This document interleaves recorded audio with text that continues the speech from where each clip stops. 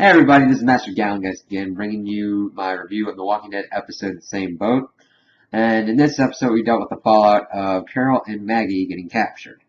Now, I understand that the whole kind of arc at the moment is to paint the Alexandrians as doing bad things, pretty much on par with like the governor and Negan's group to this group.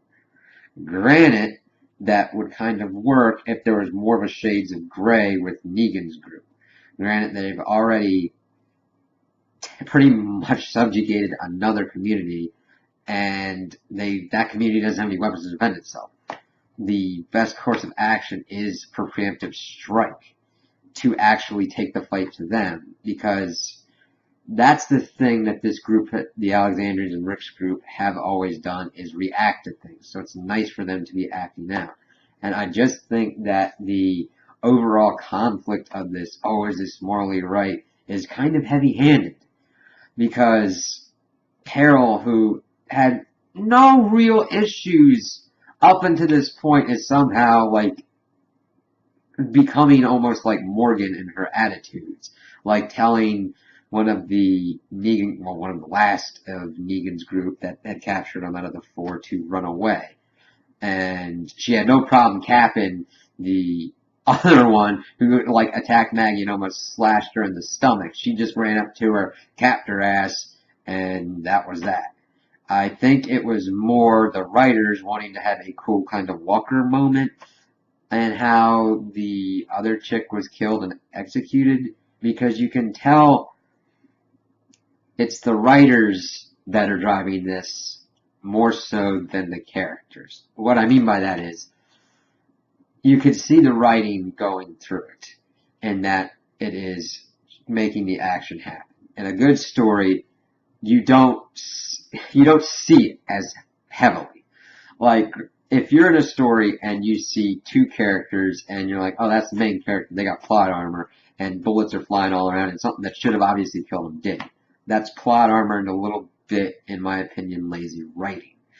And with this, you're supposed to see the changes in that Carol's becoming like these Negan people, but yet if she goes with Morgan's way, she's going to be better. Even though when Morgan let all those wolves live, they would have killed Rick if Rick hadn't killed all of them.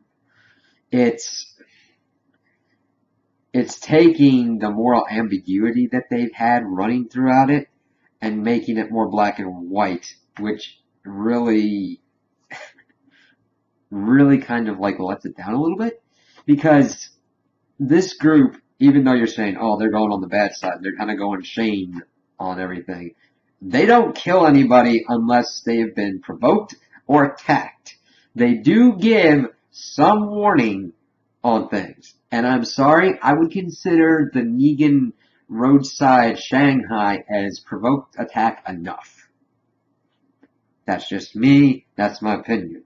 And you see it going throughout that Maggie's hardening up. She's like, she did what she had to do to save her baby and make sure that she lived, but she's like, I'm done, which was the smartest damn move ever. Cause see, it's again on the writers to put her in situations that actively utilize her, which they haven't. And if that means they have to cut more time to Alexandria because she's going to be the leader pretty much, the one that's going to be the face, so be it. And Negan's group was good to humanize to a point, but I really think that the cult thing where like we're all Negan is kind of stupid. It's trying to build mystery there where there really isn't, because if you've read the comics, you know that there is a Negan. If you've seen stuff from the show, you know there is a singular Negan. And that it's more busy for the sake of being busy than actively moving the plot along. I mean, it was in one, this was the definition of a filler episode in my opinion. And now I just feel like we're going to be spinning wheels until the last episode to where we finally see Negan and see what he does to show his displeasure with the Alexandrians. Which I think is kind of a little bit stupid. If you're going to take some stuff from the comic books, mix it up a little bit. Put some uncertainty in there. What I would think Negan would understand, one of his search parties got annihilated.